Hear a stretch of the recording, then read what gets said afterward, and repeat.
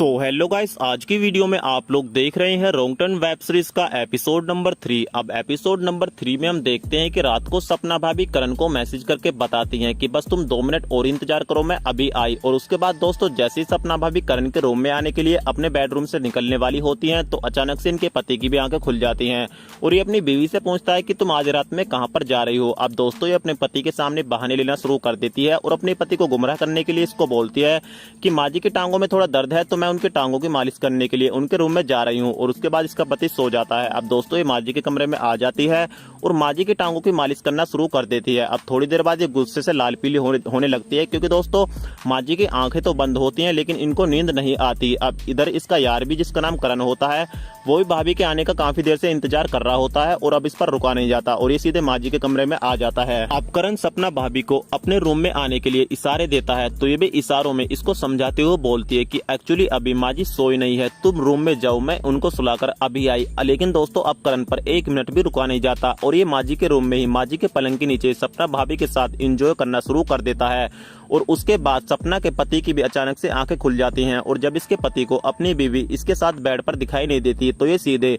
माँ जी के रूम में आ जाता है। तो यहाँ पर इसको इसकी बीवी माँ जी के साथ इनके साथ सोती हुई दिखाई देती है और करण पलंग के नीचे होता है तो ये अपनी बीवी को जगाता है और बोलता है कि अरे सपना, तुम माँ जी के साथ ही सो गई। तो ये अपने पति को बहाने लेते हुए बोलती है कि एक्चुअली माँ जी के सर दबाते दबाते मुझको पता ही नहीं चला कि मुझको कम में नींद आ गई। और उसके बाद दोस्तों इसका पति अपनी बीवी को अपने बेडरूम में ले जाता है और इस तरीके से सपना और इसके यार की आज जान बच जाती है। अब अगले दिन माँ जी अपने बेटे को बताती हैं कि बेटा अब तो घर में जानवी भी नहीं है तो करण हमारे घर पर इतना आता जाता क्यों है, और मुझको पता है कि रात मेरे कमरे में तेरी बीवी के साथ साथ करण भी था। हालांकि दोस्तों इसका पति करण पर कभी भी डाउट नहीं करता लेकिन इस बार अपनी माँ की ये बातें सुनने पर ये सोचने पर मजबूर हो जाता है और यहाँ पर सपना इन दोनों की ये बातें सुन लेती है जिन बातों को सुनकर ये काफी टेंशन में आ जाती है और ये तुरंत करण को फोन लगाती है। लेकिन दोस्तों हाई मीटिंग में बिजी होने की वजह से करण सपना की कॉल नहीं उठा पाता और इस तरह से अब इसका अपने यार से मिलना बहुत जरूरी हो जाता है। तो ये सीधे कंपनी में आ जाती है और कंपनी के जिस रूम में